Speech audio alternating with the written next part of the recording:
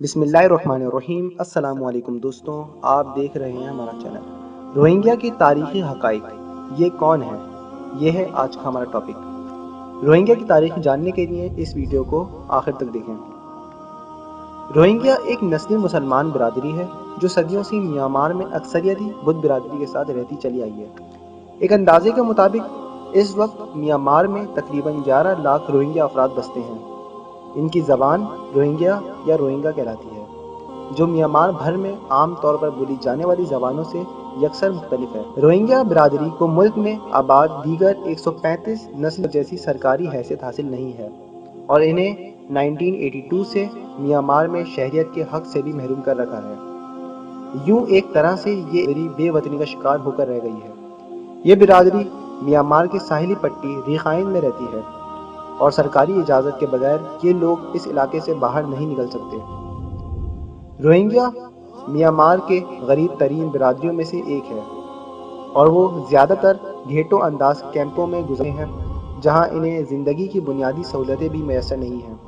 ان کے خلاف حالیہ طور پر جاری تشدد اور ظلم و ستم کے باعث اس برادری کے لاکھوں افراد گزشتہ کئی دہائیوں کے دوران خشکی یا پانی کے راستے قریبی ہمسایہ ممالک کی جانب فرار ہونے میں مجبور ہو چکے ہیں۔ روہنگیا لوگ 12ویں صدی سے میانمار میں رہتے آئے ہیں۔ 1824 سے 1948 تک جاری رہنے والی برطانوی نوآبادیاتی دور میں بھارت اور موجودہ بنگلہ دیش سے ہزاروں کی تعداد میں مزدوروں نے برما کی جانب نقل مکانی اختیار کی، جسے اب میانمار کہا جاتا ہے۔ اس وقت چونکہ برطانوی تسلط میں برما ہندوستان کا ایک صوبہ تھا، اس لیے اس نقل مکانی کو ملک کا اندرونی اقدام ہی قرار دیا گیا۔ تاہم مزدوروں کی اس آمد کو مقامی اکثریتی آبادی نے کبھی اچھی نظر سے نہیں دیکھا۔ سن 1948 میں برما کو آزادی ملنے کے بعد وہاں کی حکومت نے ان کی نقل مکانی کو غیر قانونی قرار دے دیا۔ یوں میانمار کے زیادہ تر لوگ روہنگیا کو بنگالی سمجھنے لگے۔ اس وقت حکومت نے یونین سیٹرن سٹیزن ایکٹ کے نام ایک قانون کی منظوری دی، جس کے تحت ان نسلی برادریوں کا تعین کر دیا گیا جنہیں ملکی شہریت کا حقدار قرار دیا جا سکتا ہے۔ انسانی حقوق سے متعلق ییل یونیورسٹی کے بین الاقوامی کلینک کی طرف سے 2015 میں شائع ہونے والی رپورٹ کے مطابق ان میں روہنگیا برادری کو شامل نہیں کیا گیا، اور اسی وجہ سے روہنگیا کے بیشتر افراد اب تک شہریت سے محروم ہیں۔ تاہم اس ایکٹ کے تحت روہنگیا کے ایسے افراد کو شناختی کارڈ جاری ہونے کا حق دیا گیا جو کم از کم 2 نسلوں سے میانمار میں آباد ہیں۔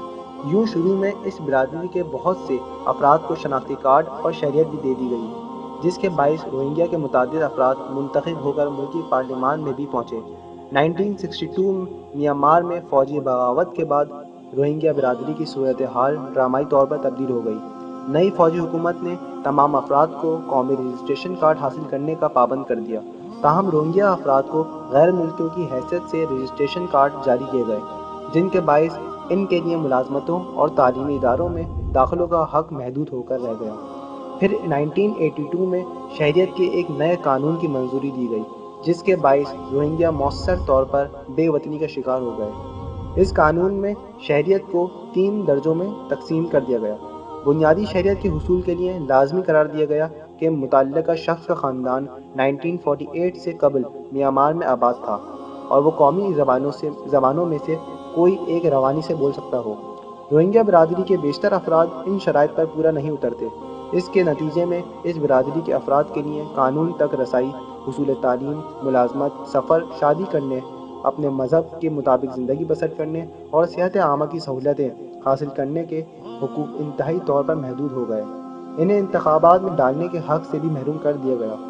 سن 1970 کے دہائی سے صوبہ رخائن میں روہنگیا برادری کے خلاف مسلسل تادیبی کارروائیاں کی گئیں، جن کے باعث لاکھوں روہنگیا مسلمان بھاگ کر بنگلہ دیش، ملائیشیا، تھائی لینڈ اور دیگر جنوبی مشرق ریاستوں کی طرف چلے گئے۔ بتایا جاتا ہے کہ ان کے خلاف میانمار کے سیکیورٹی فورسز کی طرف سے ان کارروائیوں میں عصمت دری، تشدد، لوٹ مار اور قتل کے بے شمار واقعات ہوئے۔ بنگلہ دیش کے علاقے اخیا میں قائم ایک پناہ گزین کیمپ میں میانمار سے ہجرت کر کے آنے والا خاندان اپنے سامان کے قریب بیٹھا ہے۔ فوٹو بشکریہ NY ٹائمز، نومبر 2016 میں اقوام متحدہ کے ایک اہلکار نے میانمار کی حکومت پر الزام لگایا کہ وہ روہنگیا مسلمانوں کے نسلی خاتمے کی پالیسی پر عمل پیرا ہے۔ اس سے قبل انسانی حقوق کے عالمی تنظیم ہیومن رائٹس واچ نے بھی اپریل 2013 میں ایسا ہی الزام لگایا تھا، تاہم میانمار کی حکومت ان الزامات کو مسترد کرتی آئی ہے۔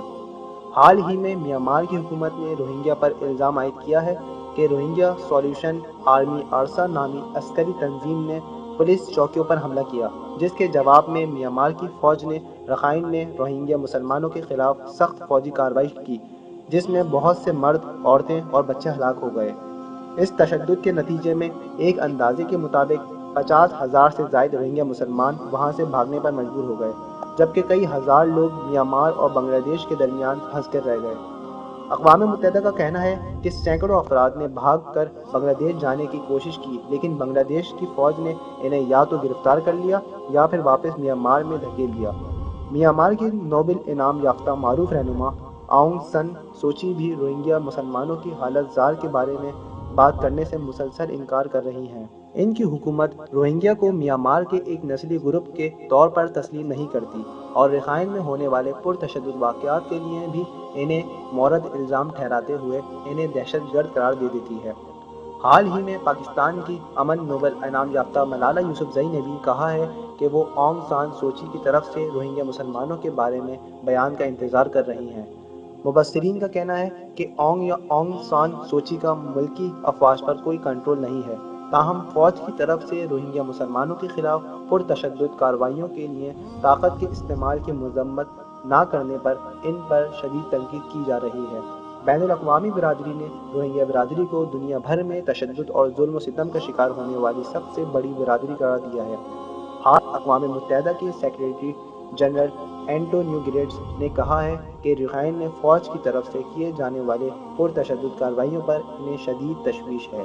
اگر آپ یہ ویڈیو فیس بک پر دیکھ رہے ہیں تو اوپر دیے گئے لائک کے بٹن کو دبا کر ہمارا پیج لائک کیجیے، اور اگر آپ یہ ویڈیو یوٹیوب پر دیکھ رہے ہیں تو ہمارا چینل سبسکرائب کریں تاکہ ہماری تمام نئی آنے والی ویڈیوز آپ بآسانی دیکھ سکیں۔